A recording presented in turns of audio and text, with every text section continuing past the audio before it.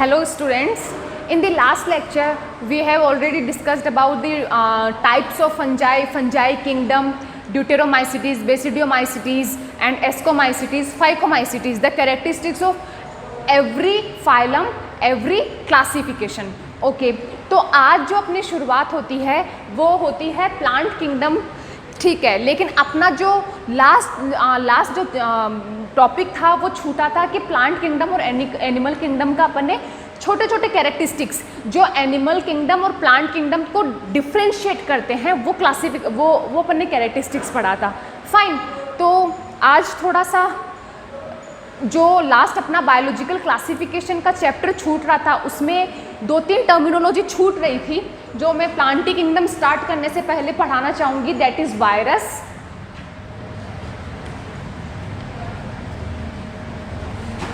Viroid, lichen, prion. ये 4 ऐसे organisms हैं जिनको किसी भी क्लासिफिकेशन में इंक्लूड नहीं किया जाता। जब अपन RH व्हिटेकर का 5 किंगडम क्लासिफिकेशन पढ़ रहे हैं तो उनमें अपन देखेंगे कि किसी को फंजाई में, किसी को प्रोटिस्टा में, मोनेरा में एंड प्लांटी में एंड एनिमेलिया में सबको इन्वॉल्व कर लिया। लेकिन ये 4 ऐसे ऑर्गेनिजम्स होते हैं जिनको किसी में भी इन्वॉल्व नहीं किया जाता है। क्यों नहीं किया जाता? क्योंकि ये कहीं ना कहीं शूडो कैरेक्टर्स शो करते हैं। जो क्लासिफिकेशन के अंदर जो कैरेक्टरिस्टिक्स किसी के लिए स्पेसिफिक फीचर्स होते हैं किसी भी किंगडम के अंदर, वो लाइकेन, जैसे लाइकेन आपको पता होना चाहिए वायरस को क्या बोलते हैं। वायरस को बोलते हैं लिविंग और नॉन लिविंग के बीच की कनेक्टिव लिंक बोलते हैं। आपको पता है ये चीज़? वायरस जो होता है वो लिविंग और नॉन लिविंग होता है अपना सजीव और निर्जीव के बीच की योजक कड़ी, ठीक है। क्यों बोलते हैं ऐसा? बताओ क्यों बोलते हैं? क्योंकि लिविंग होने का, सजीव होने का मतलब क्या होता है बच्चा? सजीव होने का मतलब ये होता है कि वो अपने अंदर जो DNA मौजूद है उसको रेप्लिकेट कर सके, उसकी प्रतिलिपि बना सके। लेकिन वायरस ऐसे होते हैं कि वो अगर, जैसे अभी सबसे बड़ा एग्जाम्पल, अभी कोरोना वायरस फैल रहा है, ठीक है।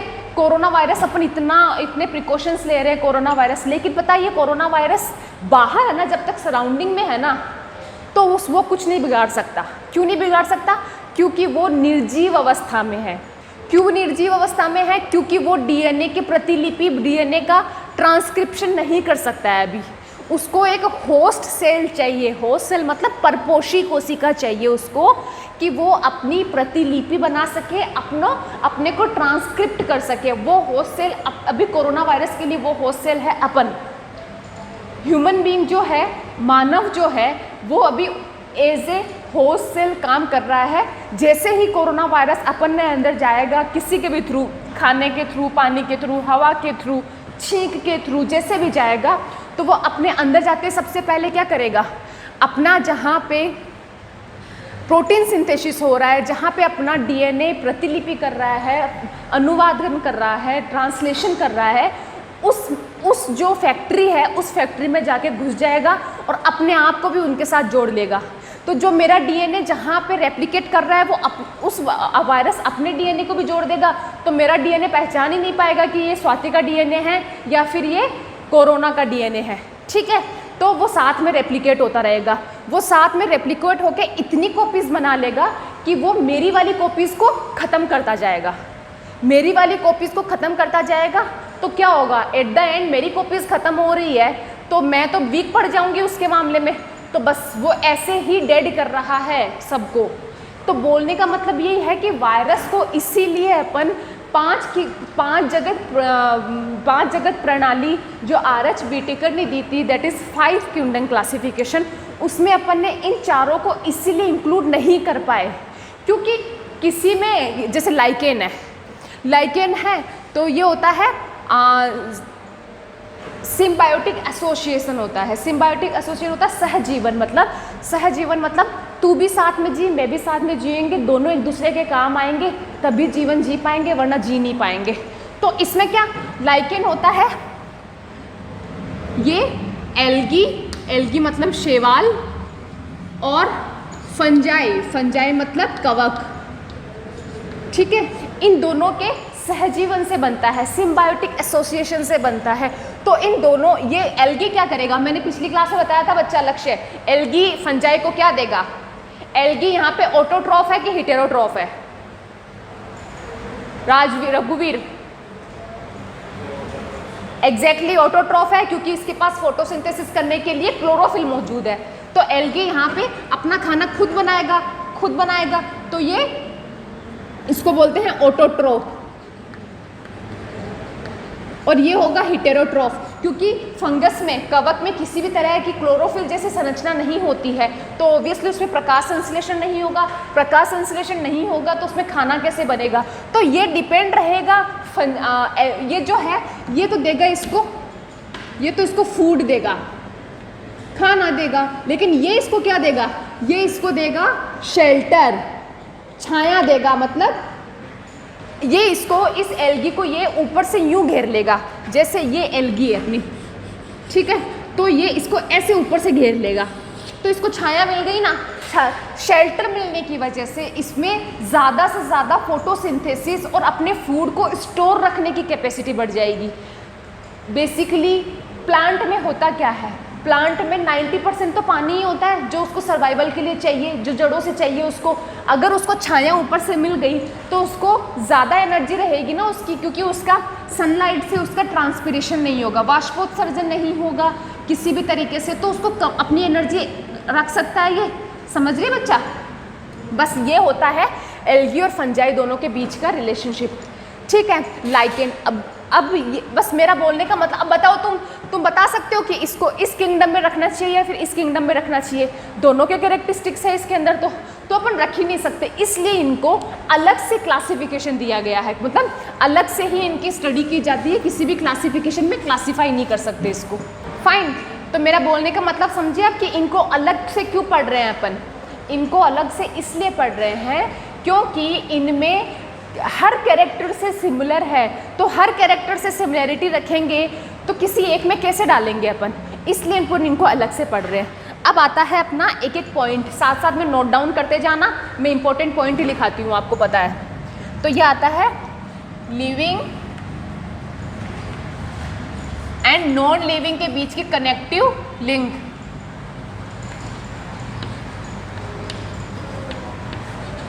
लिख लेना बच्चा, जो हिंदी मीडियम है वो लिख लेना, सजीव और निर्जीव के बीच की योजक कड़ी। फाइन, फिर दूसरा पॉइंट आता है कि ये होते हैं एसेलुलर ऑर्गेनिज्म, मतलब अकोशिकीय जीव।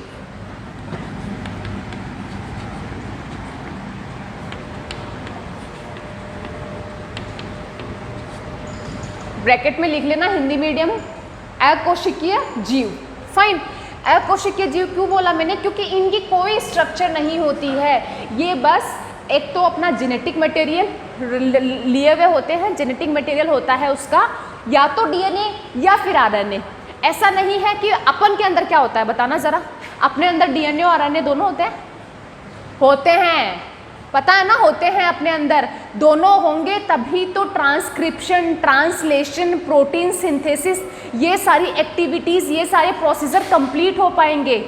फाइन, ये कारण होता है। फिर दूसरा क्या, अपन हायर एनिमल्स है, हायर एनिमल्स में सब कुछ होता है, लेकिन जो लोअर है, अब ये जो वायरस है, वायरस में एक वायरस में डीएनए और आरएनए दोनों साथ में नहीं मिल सकते, एक वायरस में या तो आरएनए होगा या फिर एक वायरस में हमेशा डीएनए होगा, ठीक है। अब पता भी होना चाहिए आपको कि डीएनए की स्ट्रक्चर ये वाली होती है, ये तो सिंगल स्ट्रैंडेड हो गया, एक लड़ी है ना, और अगर मैं इसको बच्चा ऐसे बना दूं तो इसको क्या बोलेंगे अपन, इसको डबल स्ट्रैंडेड मीन्स द्विलड़ी नहीं बोलेंगे अपन, बोलेंगे ना। तो जहां मैं वर्ड यूज करूं सिंगल स्ट्रैंडेड डीएनए, एक लड़ी डीएनए, इट मीन्स मैं सिर्फ एक इसकी बात कर रही हूँ, हाँ। और अगर मैं बात करूँ डबल स्ट्रैंडेड डीएनए, ठीक है, तो इट मीन्स मैं इसकी बात कर रही हूँ। समझ में आ गया, मैं एकल लड़ी दो लड़ी नहीं बोलूँगी, क्योंकि मेरे को थोड़ा सा लड़ी बड़ी बोलने में अच्छा नहीं लग रहा है, जितना अच्छा मुझे सिंगल स्ट्रैंडेड बोलने में लगता है। आप समझ जाओगे ना बच्चा।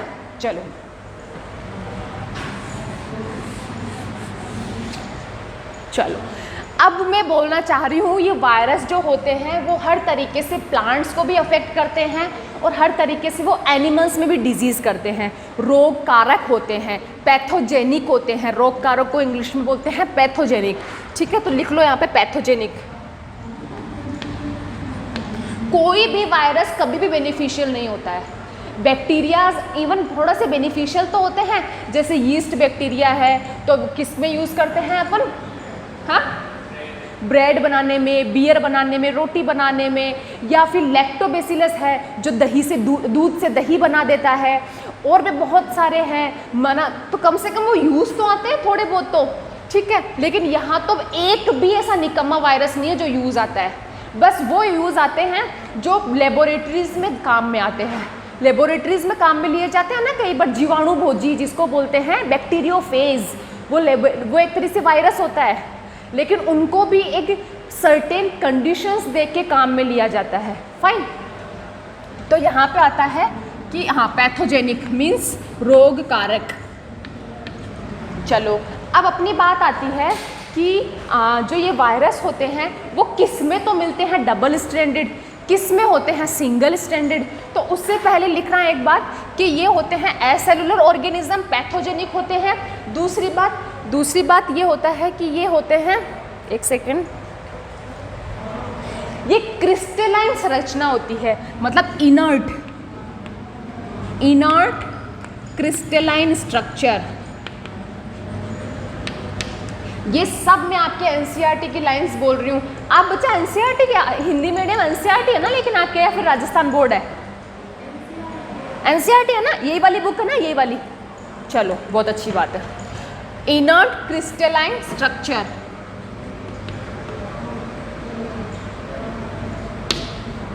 फाइन, मतलब इनर्ट का मतलब समझ रहे हो? पीरियोडिक टेबल पढ़ी है, पीरियोडिक में हाइड्रोजन के बाद कौन सा आता है? हीलियम आता है। हीलियम जो सबसे लास्ट वाली लाइन होती है, हेलीना की रब से फरियाद, आता है ना हीलियम वाला। तो जो हीलियम वाली लाइन है उनको पता भी है आपको, इनर्ट गैस बोलते हैं। पता है आपको? इनर्ट मतलब अक्रिय गैस। अक्रिय मतलब हीलियम ने देखा होगा, हाइड्रोजन हमेशा H2 की फॉर्म में होता है, लेकिन हीलियम हमेशा सिंगल होता है। क्यों होता है? क्योंकि वो इनएक्टिव होता है, वो रह सकता है सिंगल भी, उसको किसी भी बॉन्ड की ज़रूरत नहीं है फॉर स्टेबलाइजेशन, ठीक है, इसलिए उसको अक्रिय बोला। तो बस वही बात है, यहाँ पे इनर्ट क्यों बोला मैंने? इनर्ट मैंने इसलिए बोला कि मैंने पहले ही बताया, वायरस अगर एनवायरनमेंट में मौजूद है तो वो कुछ नहीं बिगाड़ सकता, वो आपको खा नहीं सकता, वो चोट नहीं पहुँचा सकता, लेकिन वो अगर बॉडी में एंट्री मार लिया फिर वो नहीं छोड़ेगा आपको, ठीक है, इसलिए उसको इनर्ट बोला। इनर्ट क्रिस्टलाइन स्ट्रक्चर, क्रिस्टली संरचना होती है। क्रिस्टली संरचना का मतलब समझते हो? नमक का छोटा सा दाना, शक्कर का छोटा सा दाना, वैसे स्ट्रक्चर होती है जिसको अपन नेकेड आई से नहीं देख सकते, माइक्रोस्कोपिक स्ट्रक्चर्स होती है, इसलिए इसको बोला इनर्ट क्रिस्टलाइन स्ट्रक्चर। आई बात समझ में? चलो अब मैं बहुत ही इंपॉर्टेंट चीज़ लिखवाने वाली हूँ कि प्लांट्स में जो वायरस मिलते हैं वो कौन से होते हैं, एनिमल्स में जो मिलते हैं वो कौन से होते हैं।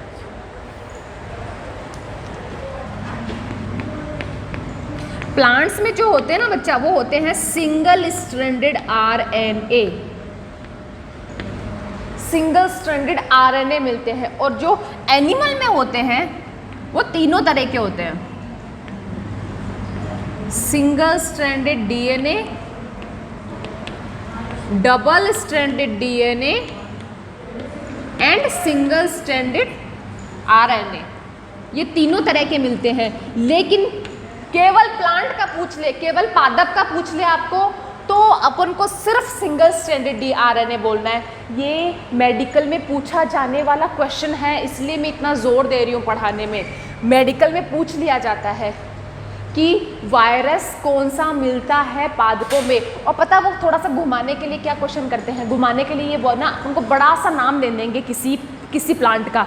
जैसे बड़ा सा नाम दे दिया अरेबिडोप्सिस थालियाना, इसमें वायरस मिलता है, ठीक है। फिर लिख देंगे double stranded RNA, double stranded DNA, single stranded RNA, none of these. तो अपन को प्लांट से मतलब है सिर्फ, अपन को मतलब ही नहीं है कि प्लांट गेहूं बोला कि चना बोला कि मटर बोला कि अरेबिडोप्सिस बोला, अपन को पता है अगर प्लांट है ये, इट मीन्स इसमें हमेशा सिंगल स्ट्रैंडेड आरएनए मिलेगा, लेकिन जानबूझ के घुमाने के लिए कि बच्चा चक्री खा जाए, इसलिए दिया जाता है ये क्वेश्चन। समझ में आई बात? अब बात अपनी आती है एनिमल्स में। एनिमल्स में देखो स्पेसिफिक एनिमल का अगर नाम दे दिया जाए तो अपन को वो याद रखना है, वरना अपन इसमें ऑल ऑफ दीज लगा देंगे, मतलब ऊपर के तीनों सही है जो मैंने ऑप्शंस बताए वो हो जाएंगे इसमें। अब आपको पता है बैक्टीरियोफेज क्या होता है, ये पता है आपको?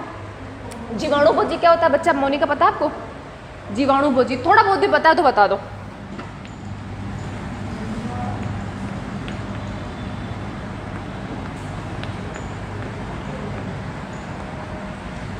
बैक्टीरियोफेज क्या होता है पता है?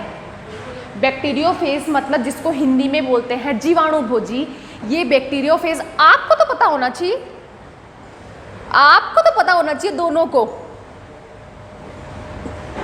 बताया था मैंने पिछली क्लास में ट्रांसफॉर्मेशन वाली में, ट्रांसडक्शन, ट्रांसफॉर्मेशन, कॉन्जुगेशन, 3 प्रोसेस पढ़ाई थी मैंने, बताया था मैंने आपको।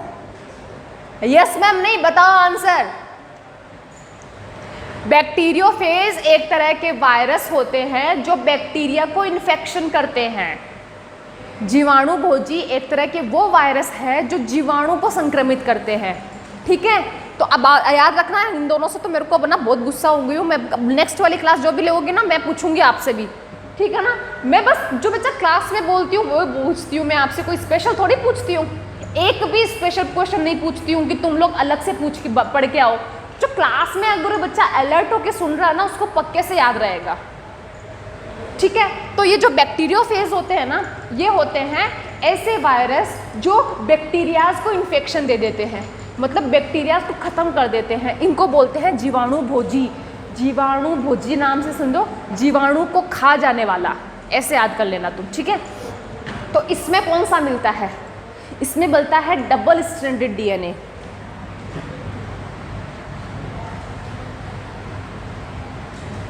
इसमें मिलता है डबल स्ट्रैंडेड डीएनए। ठीक है, अब मैं एक ऐसे बैक्टीरियोफेज का नाम बताऊंगी आपको जिसमें सिंगल स्ट्रैंडेड डीएनए मिलता है और जिसमें मेडिकल के एग्जाम में बहुत बार क्वेश्चन आ जाता है। क्यों? क्योंकि मैंने बोला ना कि जैसे बैक्टीरियोफेज दे देगा वो कोई भी आपको, तो आपको पता होना चाहिए बैक्टीरियोफेज में हमेशा डबल स्ट्रैंडेड डीएनए मिलता है। लेकिन अगर आपको बैक्टीरियोफेज का नाम दे दे जिसका नाम है 5174, इसमें मिलता है सिंगल स्ट्रैंडेड डीएनए। इसमें सिंगल स्ट्रैंडेड डीएनए मिलता है। ये याद में रखने वाली बात आपको, एक लड़ी वाला मिलेगा इसमें। फाइन, तो ये चीज़ थी।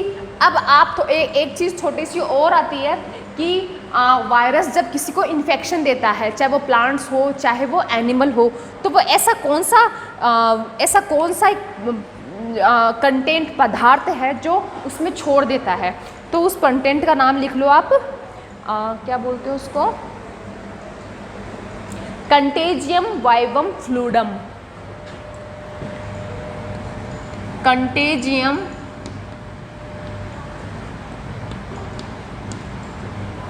Vivum fluidum.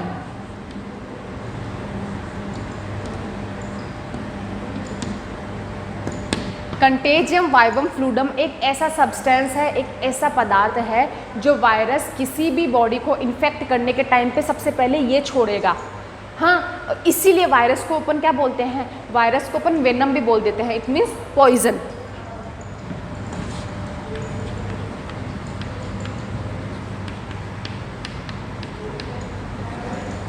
ठीक, चलो अब ये आता है कि वायरस की खोज किसने की थी। कई बार क्वेश्चन आ जाता है कि वायरस वर्ड किसने दिया था, तो वायरस वर्ड दिया था पास्चर ने, और इस पे खोज की थी डी इवानोस्की ने।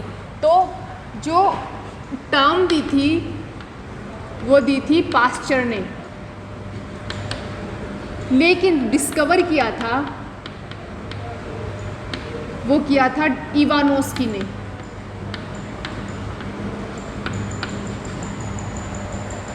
दिख रहा है?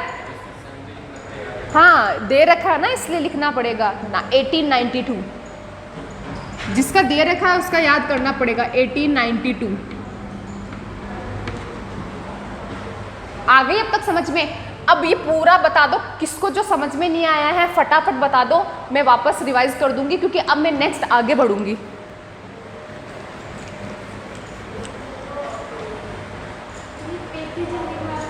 पैथोजेनिक, पैथोजेनिक मतलब रोग कारक, रोग करने वाला, रोग कारक, इंग्लिश में पैथोजेनिक बोलते हैं उसको।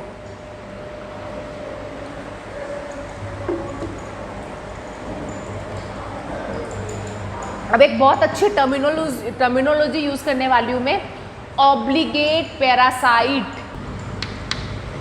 ऑब्लिगेट पैरासाइट का मतलब होता है ऑब्लिगेट मतलब मैंने बताया था मजबूरीवश, और पैरासाइट मतलब होता है परजीवी। मजबूरीवश परजीवी मतलब आपको समझ में आया, कोरोना वायरस बाहर कुछ नहीं करेगा लेकिन मेरी बॉडी, उसको मेरी बॉडी चाहिए। क्यों चाहिए? क्योंकि उसको ट्रांसक्रिप्शन करना है, उसको अपनी प्रतिलिपि बनानी है, इसलिए उसको मेरी बॉडी चाहिए।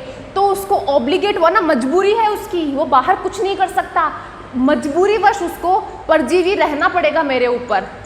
तो मतलब समझ में आया ऑब्लिगेट पैरासाइट का। ऑब्लिगेट मतलब मजबूरीवश, और इसका अपोजिट होता है बच्चा फैकल्टेटिव।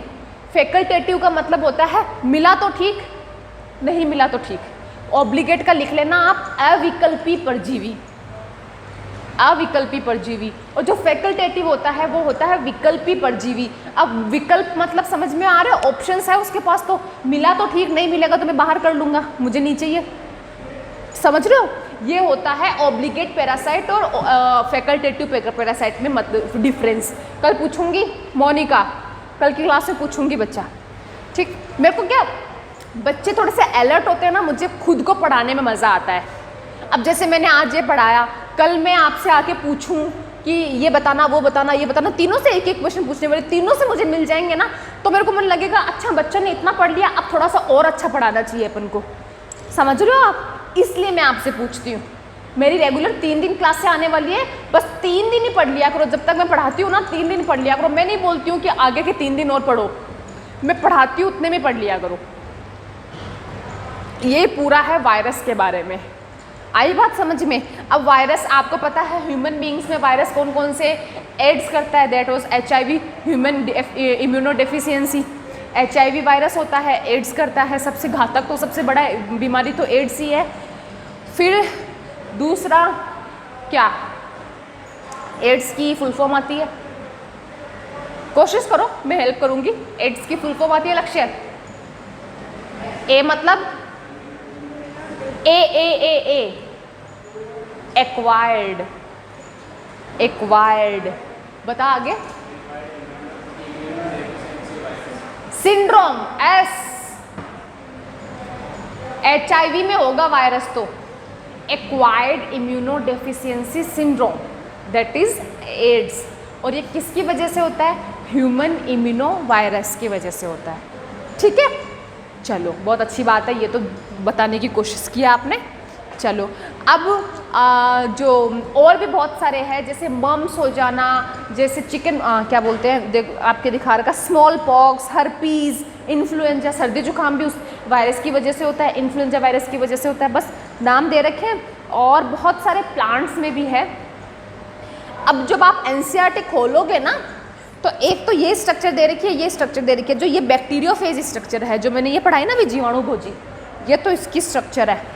और ये बताना चाह रहा है कि क्रिस्टलाइन फॉर्म क्या होता है। क्रिस्टलाइन फॉर्म ये होता है कि वायरस हमेशा कॉलोनी में रहते हैं। जैसे ये एक वायरस है, ये अकेला नहीं रहेगा, ये हमेशा कॉलोनी बना के रहेगा।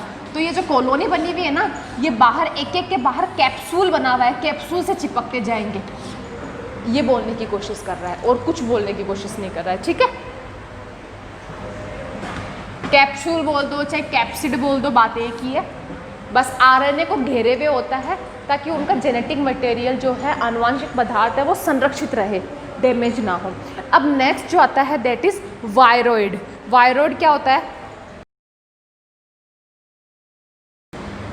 वायरॉइड होते हैं जिनको सबसे पहले 1971 में T.O. डायनियर एक साइंटिस्ट थे जिन्होंने डिस्कवर किया था। और किस में किया था? उन्होंने किया था पोटैटो स्पिंडल ट्यूबर डिजीज में। अब पोटैटो है, इट मीन समझ में आ गया होगा कि ये आलू में देखा गया है। ठीक है, ठीक है। तो ये आलू की एक डिजीज़ थी, उस डिजीज़ का स्टडी किया गया तो पता चला कि वायरॉइड ने की है वो डिजीज़। अब ये जो वायरॉइड होते हैं वो डिफरेंट कैसे होते हैं, वो डिफरेंट कैसे होते हैं वायरस से? देखो हमेशा याद रखना कि ये जो वायरस है ना, ये वायरस बने हुए होते हैं सिर्फ दो ही चीज़ से, या तो इसका जेनेटिक मटेरियल होगा। जेनेटिक मटेरियल किसकी फॉर्म में होगा? या तो डीएनए या फिर आरएनए, डीएनए या फिर आरएनए। और एक चीज़ और होती है जो उसको कवर किए रहती है, वो होती है प्रोटीन। तो मैं अगर आपसे कल पूछूं कि वायरस का कंपोजिशन क्या है, संगठन क्या है, तो क्या बताओगे आप मुझे? डीएनए आरएनए नहीं बोलना है, पहला बोलना है genetic material. Genetic material DNA RNA दोनों में से कोई एक होएगा ही होएगा, वो होता है जेनेटिक मटेरियल। फिर दूसरा क्या होता है? प्रोटीन। ये दो चीज़ों से मिलकर बना हुआ होता है वायरस, तभी तो इसका कोई अस्तित्व नहीं होता है, क्योंकि कोई हाथ पैर पाँव नहीं है ना, इसके मुंह नहीं है, हाथ पग नहीं है, तो क्या पता अपन को। अब बात है कि वायरॉइड और वायरस दोनों अलग अलग क्यों पढ़ रहे हैं, ऐसा क्या डिफरेंस है स्ट्रक्चर में? डिफरेंस ये है कि अगर प्रोटीन हट जाएगा ना यहाँ से तो ये वायरॉइड बन जाएगा। अब बताओ वायरॉइड में क्या होता है? वायरॉइड का संगठन क्या होता है? सिर्फ जेनेटिक मटेरियल, सिर्फ जेनेटिक मटेरियल है, दैट मीन्स वायरॉइड। वायरॉइड के अंदर अपन प्रोटीन ऐड कर दे, दैट मीन्स वायरस। आई बात समझ में? ठीक है।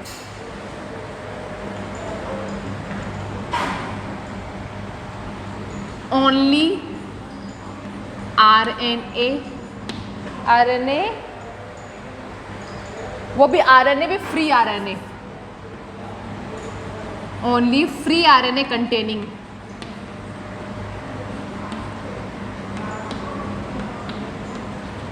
और प्रोटीन कोट एब्सेंट। बस ये है वायरॉइड में याद करने वाली चीज़। सिर्फ आरएनए होता है इसमें, सिर्फ आरएनए होता है। अब वो सिंगल स्ट्रैंडेड भी हो सकता है, डबल स्ट्रैंडेड भी हो सकता है। अब आपको पता होना चाहिए कि जो इसमें आरएनए मिलता है ना, चाहे वो डबल स्ट्रैंडेड मिले चाहे वो सिंगल स्ट्रैंडेड मिले, उसका अणुभार बहुत कम होगा। क्यों कम होगा? क्योंकि वो सिर्फ आरएनए है। हाँ, और आरएनए का अणुभार वैसे भी कम होता है एज कम्पेयर टू डीएनए, क्योंकि अपन पढ़ेंगे आगे कि डीएनए जो है वो क्या क्या न्यूक्लियोटाइड्स, न्यूक्लियोसाइड्स क्या क्या होते हैं, और आरएनए में उसकी कमी होती है, इसलिए अणुभार ज़्यादा डीएनए का होता है। तो यहाँ पे लिख देते हैं अपन कि lower molecular weight,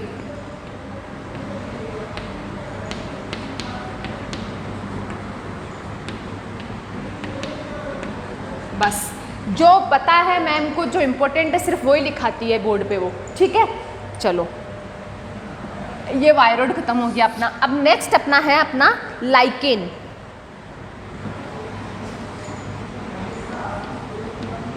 lichen, lichen बता, अभी भी बताया था मोनिका मैंने, क्या क्या क्या होता है लाइकेन में? आराम से आराम से। हाँ, एक फूड देता है, एक छाया देता है। कौन फूड देता है? एल्गी, शैवाल। फंजाई क्या देता है? छाया देता है। वेरी गुड, लिख लो, हिंदी मीडियम लिख लो, सहजीवन, सहजीवन symbiotic association. Please Hindi English में लिख लो, सिम्बायोटिक एसोसिएशन।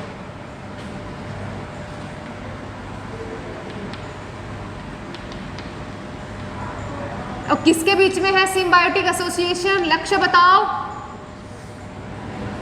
जोर से आवाज आनी चाहिए मेरे को। लक्ष्य, सिम्बायोटिक एसोसिएशन किसके बीच में है? अरे देख के बता दो। एल्गी और फंजाई। मुंह से बोलोगे नहीं फंजाई, तब तक मुंह में फंगी फंगी बोलते रहोगे। मुंह से बोलो फंजाई, जोर से बोला करो।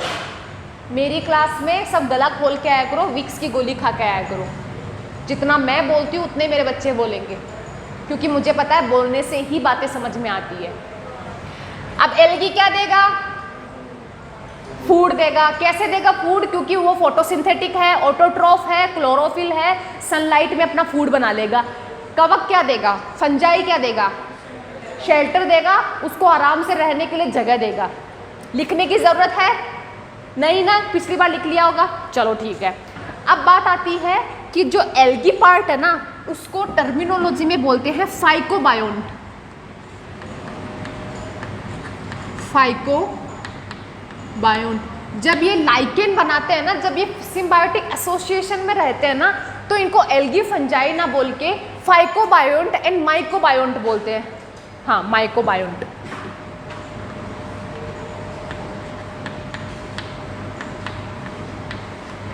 फाइकोबायोन्ट एंड माइकोबायोन्ट। आपको पता होना चाहिए, एल्गी की स्टडी को बोलते हैं अपन फाइकोलॉजी। फाइकोलॉजी एल्गी की स्टडी को बोलते हैं। वहीं पे अपन फंजाई की स्टडी को बोलते हैं the study of fungi called mycology.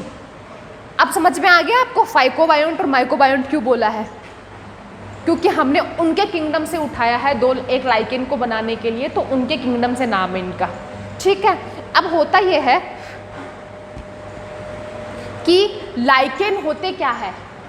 Lichen एक तरीके से ऐसा एसोसिएशन होता है कि वो कभी पोल्यूटेंट के लिए इंडिकेटर का काम करता है, मतलब निर्देशांक का काम, प्रदूषक निर्देशांक का काम करता है।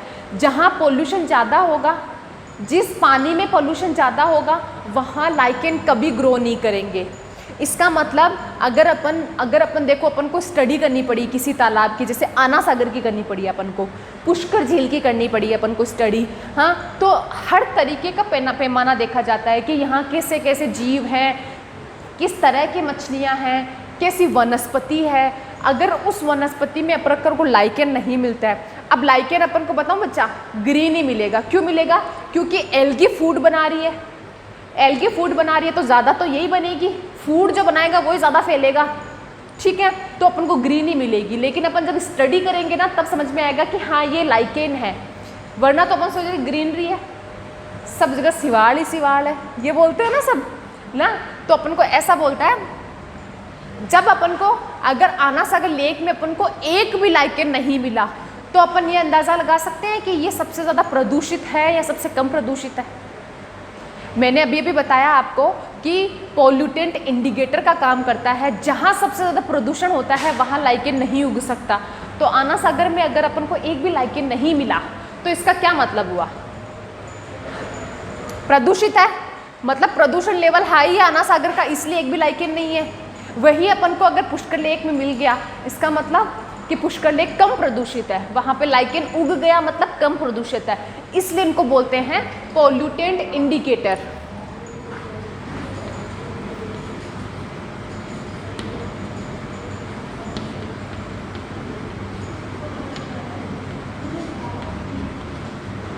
फाइन, ये होता है पोल्यूटेंट इंडिकेटर। और लिख देना कि हाई पोल्यूशन वाली जगह लाइकेन नहीं उगेगा। तो मैं लिख देती हूँ पोल्यूशन हाई, लाइकेन लो। समझ जाओगे हाई और लो से। चलो अब नेक्स्ट अपन जो पढ़ रहे हैं, नेक्स्ट अपन जो पढ़ेंगे, नेक्स्ट टॉपिक है दैट इज प्रियोन। अब तक तीनों समझ में आया। मैंने चार्ट फॉर्म में इसलिए साथ में लिखा है कि आप डिफरेंस समझ पाओ, डिफरेंस आप समझ पाओ कि मैम ने वायरस को जो लिखाया था, वायरॉइड में ऐसा क्या डिफरेंस था कि मैम ने ये वायरस में ना पढ़ा के अलग पढ़ाया। फिर लाइकेंस में ऐसा क्या था जो वायरॉइड में ना पढ़ा के अलग पढ़ाया। इसलिए मेरे को यहाँ पे दिक्कत लगी साथ में लिखाने की। ठीक है, अब अपना नेक्स्ट जो है that is prion, not Freon नहीं, प्रियोन, PRION।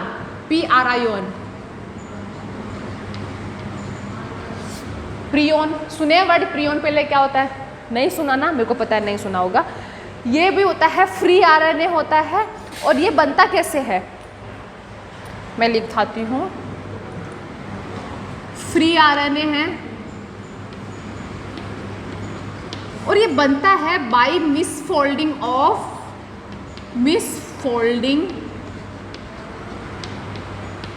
प्रोटीन।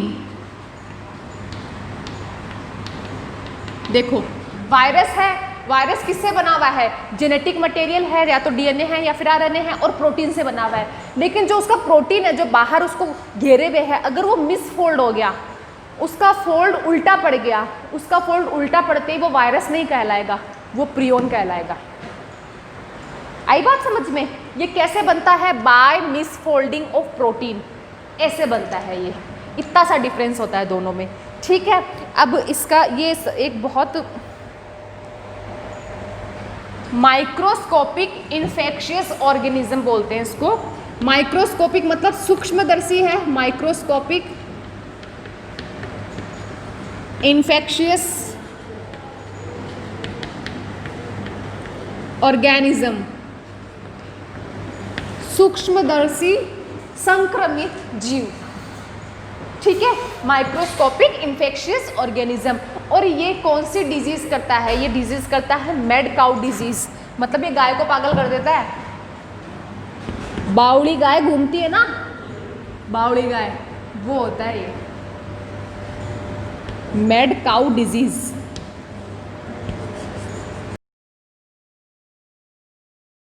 यहां अपना फिनिश होता है चैप्टर नंबर 2, ठीक है। चैप्टर नंबर 2 खत्म होता है। अब चैप्टर नंबर 3 जिसका मैंने हेडिंग लिख रखा है प्लांट किंगडम, वो अब शुरू होता है अपना, ठीक है। बिटा दो तीनों पूछो, चलो। आज तीनों से रिक्वेस्ट है कि कल मैं पूछूं तो मुझे खुशी होनी चाहिए कि बच्चे पढ़ के आए हैं, वो ही पूछूंगी जो बोर्ड पे लिखा है। प्लांट किंगडम, अब प्लांट किंगडम है तो छोटे छोटे से कैरेक्टर्स है, पहले वो बता देती हूँ मैं। पहला है क्लोरोफिल होता है इसमें, इसलिए प्लांट है। क्लोरोफिल होगा तभी फोटोसिंथेसिस करेंगे, फोटोसिंथेसिस करेंगे तभी तो फूड बनाएंगे, तभी अपन को प्रोवाइड करेंगे। इसलिए ये होते हैं स्वभोजी, ऑटोट्रॉफ, मतलब खुद का खाना खुद बनाते हैं, इसलिए इनको बोलते हैं, क्या बोलते हैं बच्चा? खुद का खाना खुद बनाते हैं, जो हिंदी में स्वभोजी। सही बोल रही हूँ मैं, है ना? चलो ठीक है, इसलिए मैं बोल रही हूँ ऑटोट्रॉफ याद करना। क्लोरोफिल,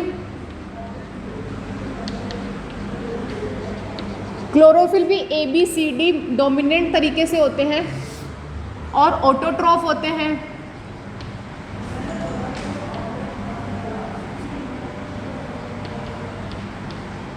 ये मेन कैरेक्टरिस्टिक्स दिखा रही हूँ मैं सिर्फ आपको ना।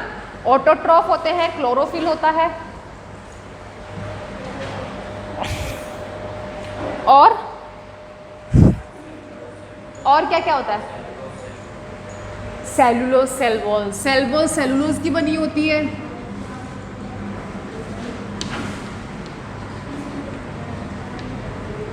और बताना, ऑल्टरनेशन ऑफ जनरेशन मिलता है।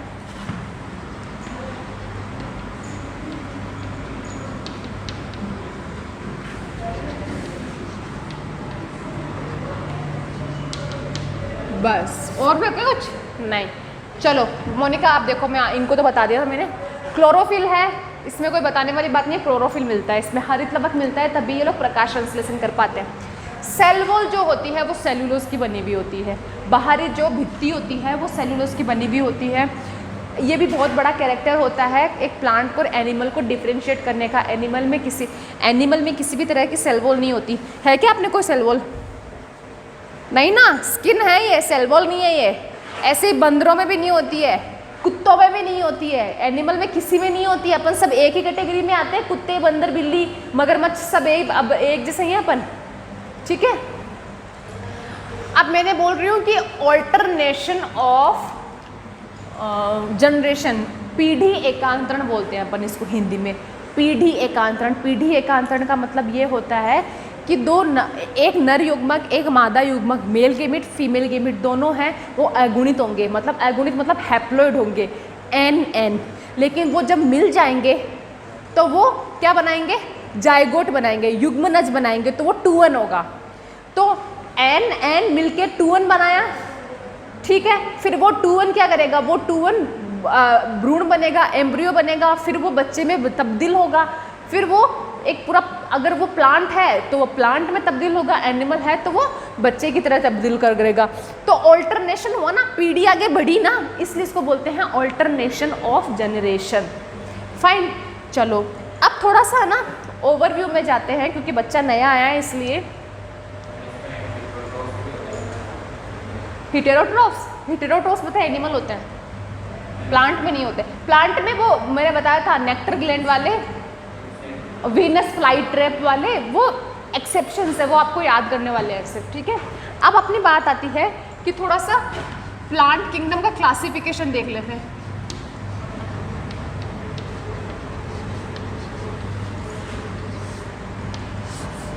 प्लांट किंगडम को अपन दो तरीके से क्लासिफाई कर सकते हैं, क्रिप्टोगेमिया एंड फेनेरोगेमिया।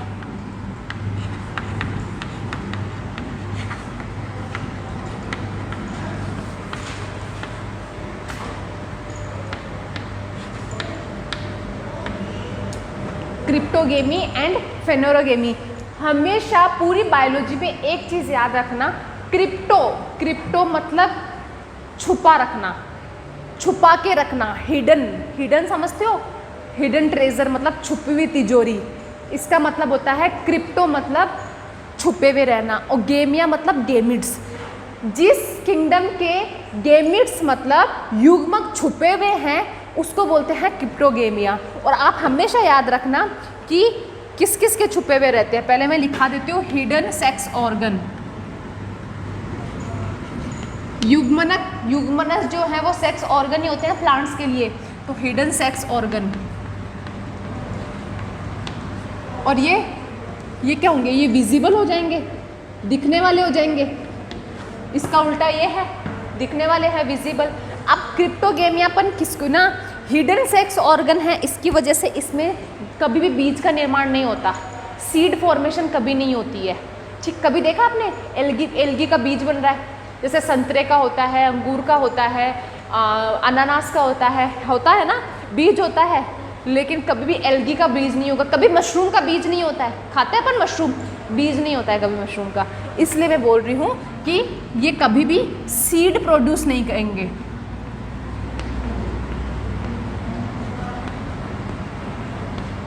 और यहाँ पे सीड प्रोड्यूस होगा।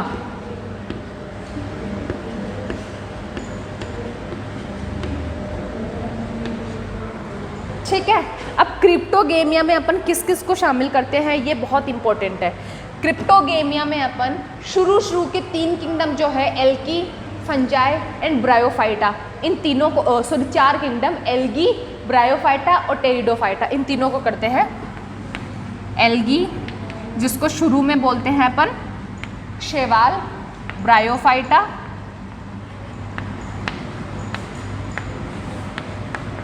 And pteridophyta.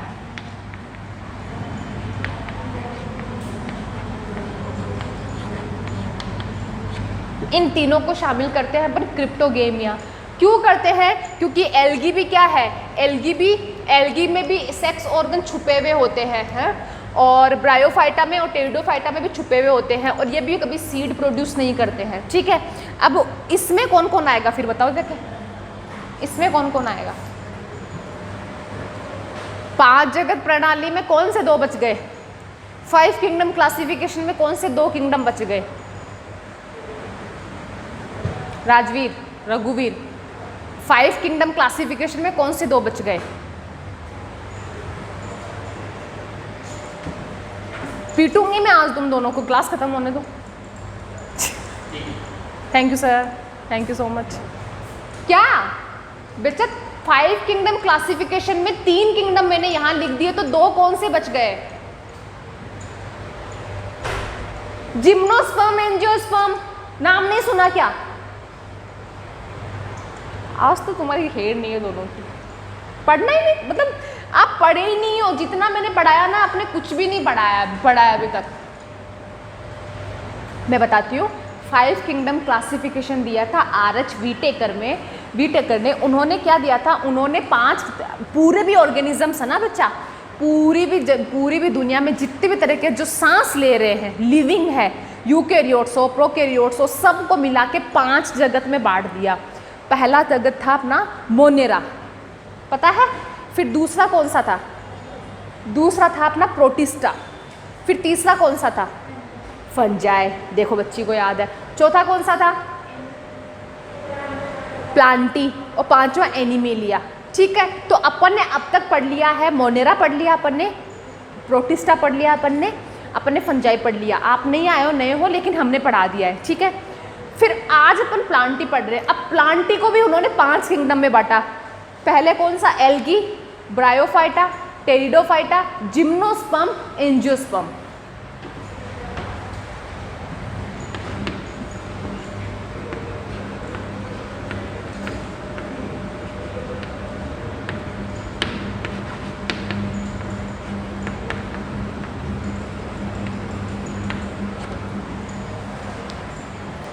देखो, अपने किसान हमेशा खेती करते हैं। खेती कैसे करते हैं? उनके पास बीज है इसलिए करते हैं। बीज बोएंगे, फिर क्या क्या होता है उनका जो भी प्रोसेस होता है, इसी तरीके से करते हैं खेती। उनके पास बीज है इसलिए वो खेती करते हैं। ठीक है, अब एक बात बताना, जो ये एल्गी है, जो मैंने बताया आपको, ब्रायोफाइट्स, टेरिडोफाइट्स, इनका जो स्ट्रक्चर होता है ना बच्चा, ये होता है एकदम ग्रीनिश तरीके के होते हैं। इनका कोई सीड नहीं होता है, क्योंकि इनके अंदर किसी भी तरीके का डोमिनेंट फेज नहीं होता है, हैप्लॉइड और डिप्लॉइड वाला। ठीक है, ये इतने वेल डेवलप्ड नहीं है। जैसे अपन यहाँ से निकलते ही अपन को कितने सारे ट्री मिल जाएंगे, पेड़ मिल जाएंगे, वो वेल डेवलप्ड हायर प्लांट्स बोलते हैं उनको। हायर प्लांट्स में ये 2 आते हैं, ये लोअर प्लांट्स में आते हैं, क्योंकि अपने जीवन की शुरुआत पानी से हुई थी। पानी से पहले सबसे पहले ब्लू ग्रीन एल्गी में सांस ली थी, मतलब मोनेरा किंगडम ने सांस ली थी। फिर धीरे धीरे डेवलपमेंट हुआ था। तो धीरे धीरे लास्ट जो एंजियोस्पर्म, अब आपको पता है जिम्नोस्पर्म भी सीड बियरिंग होते हैं, लेकिन सीड बाहर नहीं देते हैं। आपको आगे पर जब जिम्नोस्पर्म पढ़ाऊंगी ना तो आपको पता चलेगा। ठीक है, तो आपको बस इतना याद रखना है कि सीड जो होते हैं वो जिम्नोस्पर्म एंजियोस्पर्म के होते हैं। इनके सीड प्रोड्यूस नहीं होते हैं। क्यों? क्योंकि जो एल्गी होती है ना, आपको पता है एल्गी में रिप्रोडक्शन कैसे होता है? इतनी बड़ी एल्गी अगर आप 5 कट लगा दोगे ना, जैसे अमीबा के लगाया तो अलग जगह जगह फेंक दोगे, वो 5 नए बन जाएंगे। तो उनको सीड की ज़रूरत ही नहीं है। सीड तब बनेगा जब एक नर युग्मक दूसरा मादा युग्मक दोनों फर्टिलाइजेशन करेंगे, जाइगोट बनाएंगे, टूअन बनाएंगे। फिर वो टूअन दूसरी जगह जाके जर्मिनेट होगा, बीज का अंकुरण होगा, फिर नया प्लांट बनेगा, फिर वो नया फ्लावर बनाएगा, तब जाके फ्लावर के अंदर से बीज निकलेगा। समझ रहे हो? यहाँ कहाँ से निकलेगा बीज? आई बात समझ में? चलो अच्छी बात है, आपने पूछा क्वेश्चन। अपनी आती है नेक्स्ट ये प्लांट किंगडम है, क्रिप्टोगेमिया, फेनेरोगेमिया। आई बात समझ में? अब अपनी नई जो चीज़ की शुरुआत है वो है क्लासिफिकेशन। थोड़ा सा क्लासिफिकेशन पढ़ लेते हैं। वैसे पढ़ाया है मैंने पिछली बार तुम दोनों को, लेकिन सोच रही हूँ कि बच्ची इंटरेस्टेड है तो उसको भी पढ़ा देती हूँ मैं। तो तुम दोनों भी ध्यान रखना, तुम दोनों अगर क्वेश्चन आंसर नहीं दिया ना इस बार में, देखना तुम दोनों को मैं ना कहाँ लटकाऊंगी, कहीं जगह ही नहीं लटकानी। बच्चा पढ़ो, बहुत अच्छा टाइम है अभी पढ़ने का, पढ़ो। अभी इतना प्रेशर भी नहीं है क्लासेस का या फिर और भी स्कूल्स का, बहुत अच्छा टाइम है, पढ़ो। अब अपना आता है क्लासिफिकेशन। क्लासिफिकेशन में पहला मैं लिख दे रही हूँ, पहला वर्गीकरण। देखो बच्चा, हुआ ऐसा था कि जब बहुत सारे ऑर्गेनिजम्स, जब सबसे पहले अर्थ का ऑर्गेनाइजेशन हुआ था, अर्थ बनी थी, उसके बाद में प्लांट्स आए, एनिमल्स आए, कैसे क्या हुआ, तो साइंटिस्ट लोगों ने बहुत टाइम दिया क्लासिफिकेशन देने के लिए। क्योंकि होता है ना, जैसे मैं पीएचडी कर रही हूँ, ठीक है, मैं पीएचडी कर रही हूँ, तो पीएचडी में पता है आपको क्या होता है? पीएचडी में ये होता है कि लेबोरेटरीज़ में आपको बहुत सारा काम करना पड़ता है, आपको बहुत सारे एक्सपेरिमेंट करने पड़ते हैं। अब जैसे मेरा एक्सपेरिमेंट जो था वो एक एल्गी पे था, डूनोलिला स्पीशीज़ थी, एल्गी थी, ठीक है। तो वो डूनोलिला स्पीशीज़ एल्गी मुझे पता कैसे चला? वो मेरे घर की तो थी नहीं कि मेरे को नाम याद हो उसका, किसी ने मुझे बताया होगा। अब वो किसी ने बताया, उसको कैसे पता चला इसका नाम डूनोलिला है? उसको इसलिए पता चला कि पहले के साइंटिस्ट जो अपने दादा दादी भी नहीं जन्मे थे, उस टाइम के साइंटिस्ट ने पूरी की पूरी बड़ी की बड़ी सिस्टमेटिक थ्योरी दे रखी है कि अगर ये कैरेक्टरिस्टिक्स है तो ये ड्यूनेलिला स्पीशीज़ होगी, अगर ये कैरेक्टरिस्टिक्स है तो ये यूलोथ्रिक्स होगी, अगर ये दोनों ही नहीं है तो ये फंजाई होगा, फंजाई नहीं है तो ये प्रोटिस्टा होगा। ऐसे मतलब खूब पूरा क्लासिफिकेशन दे रखा है। अपन को सिर्फ पढ़ना है, अपन को कोई तैयारी नहीं करनी है, अपन को कोई क्लासिफिकेशन, अपन को कोई एक्सपेरिमेंट नहीं करना, लेकिन क्लासिफिकेशन जो दे रखे हैं वो पता तो चले किस किस ने क्या क्लासिफिकेशन दिया था। जो अपन पढ़ रहे हैं वो किस कैसा क्लासिफिकेशन पढ़ रहे हैं, तो वो क्लासिफिकेशन पढ़ा रही हूँ मैं आपका। पहला क्लासिफिकेशन था वो दिया था आर्टिफिशियल क्लासिफिकेशन।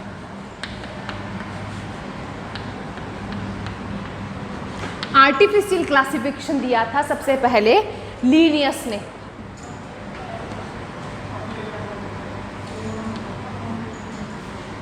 लीनियस ने आर्टिफिशियल क्लासिफिकेशन दिया था सबसे पहले। इन्होंने क्या किया था, इन्होंने ये बोला था कि अब कोई भी क्लासिफिकेशन, कोई भी वर्गीकरण करने का एक आधार होता है, बिना आधार के कोई क्लासिफिकेशन नहीं किया जाता। तो उन्होंने सिर्फ एक ही आधार लिया, एक्सटर्नल कैरेक्टर्स। मतलब एक्सटर्नल कैरेक्टर्स मतलब मैं अगर बाहर से लड़की जैसी लग रही हूँ तो इसको लड़की की कैटेगरी में डाल दो, अगर लड़की नहीं दिख रही हूँ तो लड़का डाल दो। लेकिन कई लड़कियाँ ऐसे भी होती है जो बाहर से नहीं लगती है लड़की है, जीन्स वीन्स सब कुछ पहनती है, बाल भी छोटे छोटे होते हैं, इवन उनकी आवाज़ भी भारी होती है, लड़कों जैसी होती है, उनको देखने से लगता ही नहीं है लड़की है। तो उस कैरेक्टरिस्टिक्स को अपन, तो फिर वो झूठा पड़ गया ना वो कैरेक्टरिस्टिक्स। अगर अपन को वो लड़की ना समझ के लड़के में डाल देंगे तो झूठ पड़ गया अपना, तो क्लासिफिकेशन ही गलत पड़ गया। लेकिन वो आगे की बात है। इन्होंने सिर्फ क्लासिफिकेशन का जो आधार लिया था, वो क्लासिफिकेशन का आधार था external characters, based on external characters.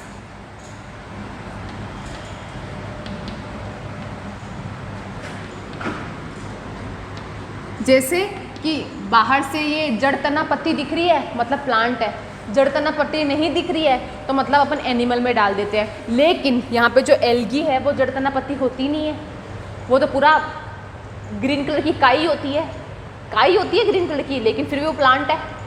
हाँ, तो ये झूठा पड़ गया, झूठा पड़ गया। तो फिर दूसरा क्लासिफिकेशन अपनाया, नेचुरल क्लासिफिकेशन।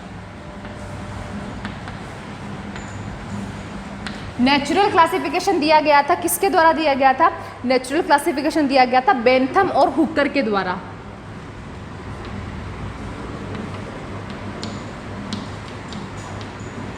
बेंथम हुकर के द्वारा दिया गया था।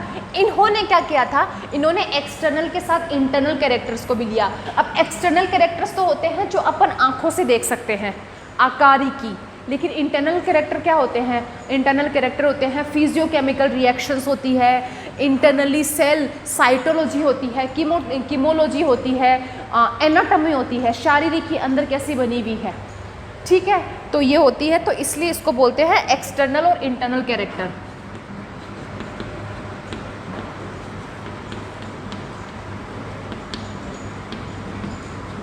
आई बात समझ में? चलो, अब इसके बाद में भी, अब एक्सटर्नल इंटरनल कैरेक्टर को तो पता चल गया, लेकिन अब मैं कैसे बताऊं कि मैं पहले आई थी कि बंदर पहले आए थे? मैं कैसे बताऊं? वही तो ना, तो बंदर, आपको पता ना, अपना उद्गम हुआ था बंदरों से। बंदर अपने पूर्वज है। बंदरों के पूर्वज कौन है?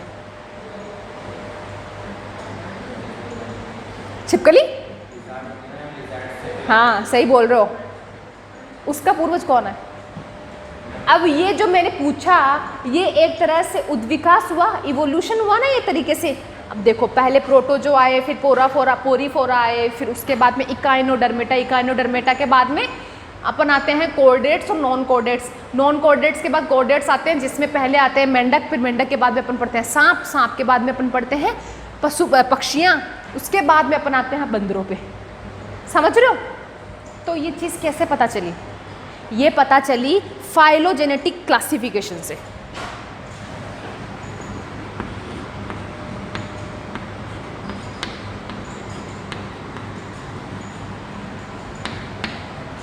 फाइलोजेनेटिक क्लासिफिकेशन, फाइलोजेनेटिक क्लासिफिकेशन होता है जातिवृत्तीय क्लासिफिकेशन। इसमें ये होता है कि जो इवोल्यूशनरी रिलेशनशिप होता है उसको ध्यान में लिया जाता है। इवोल्यूशनरी मतलब उद्विकास कैसे हुआ है, मतलब किससे क्या बना, किसके बाद क्या बना। अब पता आपको बंदरों में भी 4 तरह की वैरायटी बनी थी, गोरिल्ला, चिंपांजी, चिंपांजी से अपन बनाए थे, ठीक है।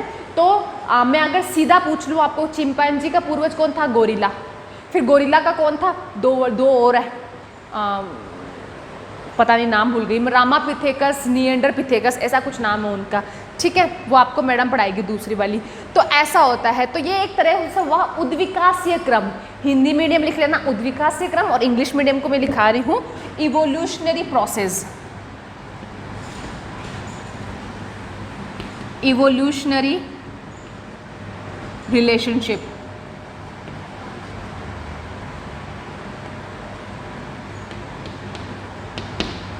ये होता है फाइलोजेनेटिक का मतलब, ठीक है। और ये किसने दिया था, ये बहुत इंपॉर्टेंट है, किसने दिया था, तख्ताजन। तख्ताजन एक साइंटिस्ट का नाम था, इन्होंने दिया था ये तख्ताजन। अब और एक, अब तो इम्पोर्टेंट बता मैं आपको क्यों मैंने सीक्वेंस में लिखाया। आर्टिफिशियल पहले के साइंटिस्ट को सिर्फ यही पता था कि भाई बाहर से ये प्लांट जैसा दिख रहा है तो प्लांट में डाल दो, नहीं दिख रहा है तो एनिमल में डाल दो। लेकिन वहाँ पे खंडन किसने कर दिया, एल्गी ने आके कर दिया। एल्गी प्लांट जैसे नहीं दिखती है लेकिन प्लांट में होती है, तो खंडन कर दिया, भाई गलत है क्लासिफिकेशन, गलत। तो फिर दूसरा आया नेचुरल क्लासिफिकेशन। इन्होंने क्या किया, इन्होंने इंटरनल और एक्सटर्नल दोनों बता दिए, ठीक है बता तो दिए, लेकिन हम कैसे माने कि कौन पहले कौन बाद में। तो फिर आया फाइलोजेनेटिक, ठीक है। तो सबसे ज़्यादा जो अपन आज वर्गीकरण पढ़ते हैं ना बच्चा, WH वीटेकर का, वो इसी पे बेस्ड है, फाइलोजेनेटिक बेस पर ही है। वो यही बोलता है कि सबसे पहले एल्गी आई, उसके सबसे पहले मोनेरा आए, मोनेरा के बाद में प्रोटिस्टा आए, प्रोटिस्टा के बाद फंजाई आए, फंजाई के बाद प्लांटी, फिर एनिमेलिया आए। वो यही बोलते हैं, ठीक है। अब मैं चौथा आपको क्लासिफिकेशन बता रही हूँ। वो बेसिकली ये 3 तो सबसे इम्पोर्टेंट ये वाला है, चौथा है न्यूमेरिकल क्लासिफिकेशन।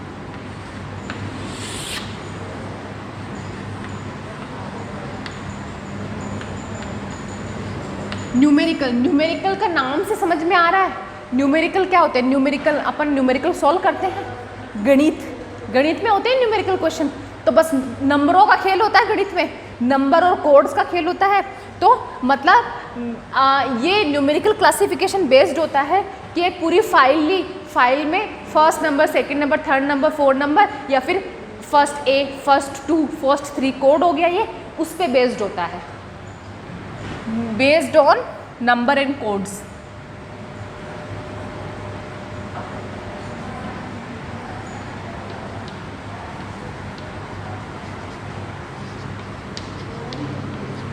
ये बेसिकली ये इसी से उठ के आता है न्यूमेरिकल। बस नाम पता होना चाहिए कि न्यूमेरिकल का मतलब क्या है। न्यूमेरिकल पोर्शन मतलब नंबर और कोड से मतलब है इसका।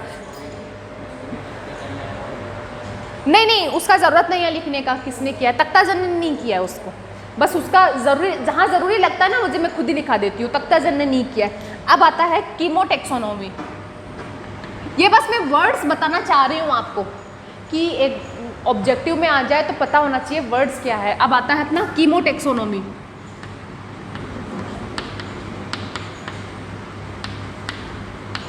कीमो का मतलब बच्चा केमिकल्स, रसायन। टेक्सोनोमी अपने लीनियस ने दिया था, कैरोलस लीनियस ने दिया था। Taxonomy is the systematic form of organisms. कुछ नहीं है, किसी भी ऑर्गेनिज्म को सिस्टमेटिक तरीके से अरेंज करना टेक्सोनोमी कहलाता है। तो मतलब केमिकल के बिहाफ पे अरेंज करना chemotaxonomy on the basis of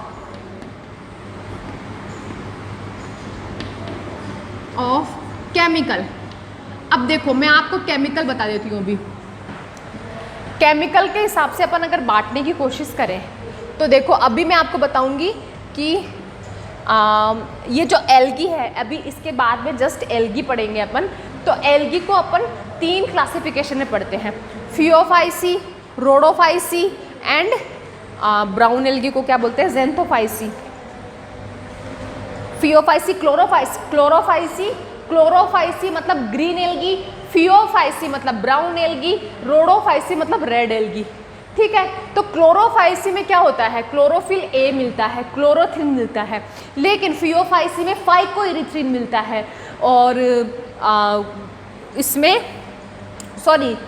Phaeophyceae में क्या मिलता है, फ्यूकोजेंथिन मिलता है, और रोडोफाइसी में फाइकोइरिथ्रिन मिलता है। ये क्या है, ये केमिकल्स है।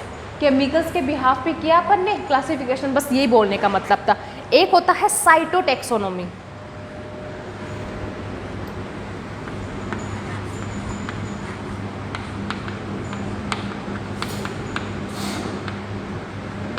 साइटोटैक्सोनॉमी, साइटो का मतलब समझते हो, साइटो, साइटो मतलब साइटोलॉजी, साइटोलॉजी मतलब सेल बायोलॉजी, सेल कोशिका विज्ञान। कोशिका विज्ञान में अपन गुणसूत्र पढ़ते हैं, क्रोमोसोम्स पढ़ते हैं, तो number of chromosomes based on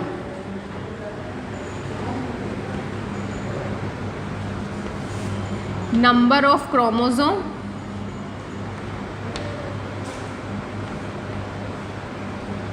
and structure.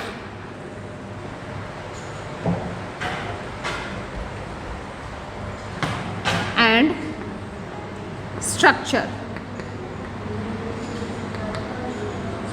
Number of chromosomes and structure, ये मतलब होता है साइटोटैक्सोनॉमी। अब बताओ बोर्ड पे जो लिखा हुआ है उसमें से कौन सा वर्ड समझ में नहीं आ रहा है, मैं रिपीट कर देती हूँ। बताओ बताओ फटाफट फटाफट, बोर्ड पे जो भी लिखा हुआ है कौन सा वर्ड नहीं समझ में आ रहा है वो मैं रिपीट कर देती हूँ। रघुवीर, लक्ष्य, मोनिका, आ गया समझ में? अब मोनिका प्रोकैरियोट्स यूकैरियोट्स में डिफरेंस बता दे, एक दो जो पता है।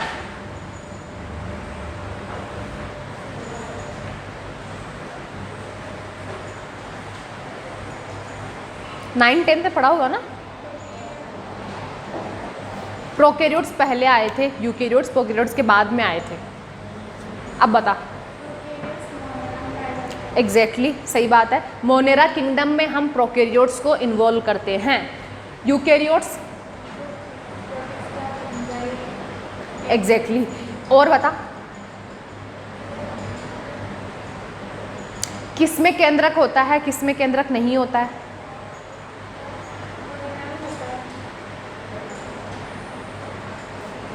न्यूक्लियस लेस होता है मोनेरा। प्रोकैरियोट्स में केंद्रक नहीं होता है, केंद्रक भित्ति, केंद्रक झिल्ली कुछ नहीं होती है, और उसमें होता है। आपको कोई बात नहीं,